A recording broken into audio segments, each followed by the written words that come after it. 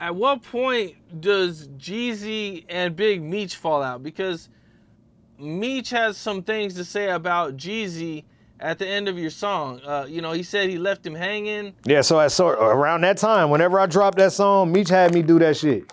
See, you got to remember, bro, Meech ain't been beefing. Me and Meech wasn't beefing or nothing. Me and Meech stopped communicating in 2017 once he became aware that I had this paperwork. That's when we stopped communicating. He knew he can't talk to me no more, bro. He know how me and him is, bro. He know I can't. And them niggas try to say I told about that limo that Ralphie told on before too. So he know I'm taking that shit to heart. Like, oh, hell no, y'all niggas try to wet me up and y'all dirty.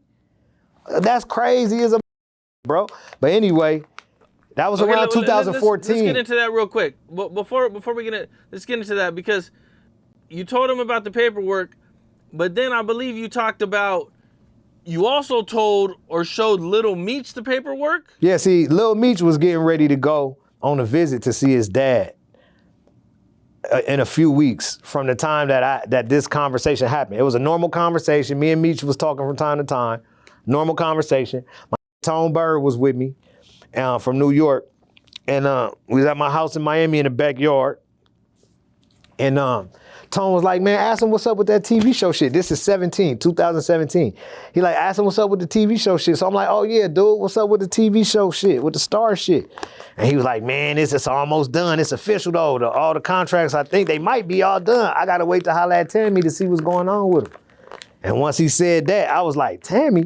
I was like, you ain't seen what's going on with Tammy? Cause I got this paperwork with her lit up and the shit. So I'm like, she talking crazy, bro. He like, yeah, whatever it is, I heard some shit, but whatever it is, it ain't got nothing to do with me. And when he said that, I'm like, all right, bet. So I ain't say nothing else about it from that point, but at that point, he knew that I had the paperwork, because I told him, nigga, this paperwork I got saying all kind of shit, bro. I don't know if I should be saying on this jail phone. Like, I don't know what the going on for real, because I was on the jail phone with at this time. So he like, man, matter of fact, let me hit you back.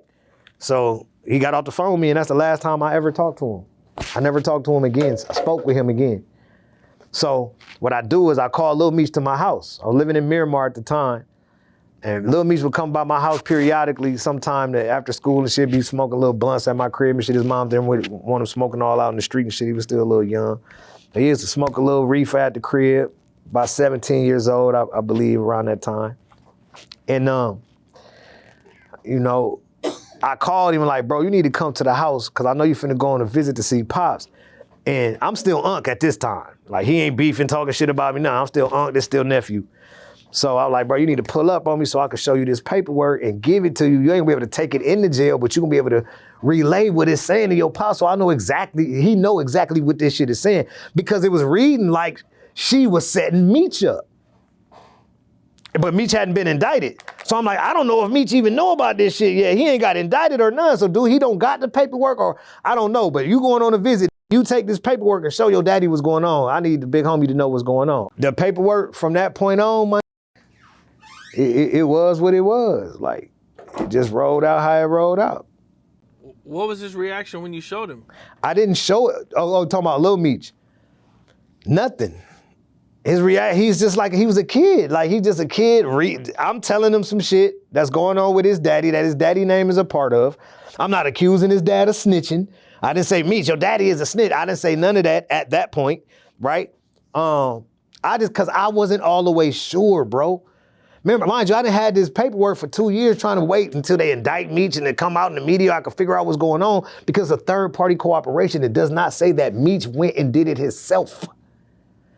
It says that the person that he had in place went and did all of the work. But she got on the stand and said she did it for this, and how it came about was she went on visit and this what Meech had her go do. So once I read the second part of the paperwork, the second affidavit that came out, which came out at 18, then I had a complete understanding on what happened. But by that time, they was already going against me. See, whenever Lil Meech went back to jail, and to that jail to his daddy in 2017, that's when Meech started going against me. What's up? This is Cam Capone. We got more content like this coming soon. So hit that like button, subscribe, and stay locked in to Cam Capone News.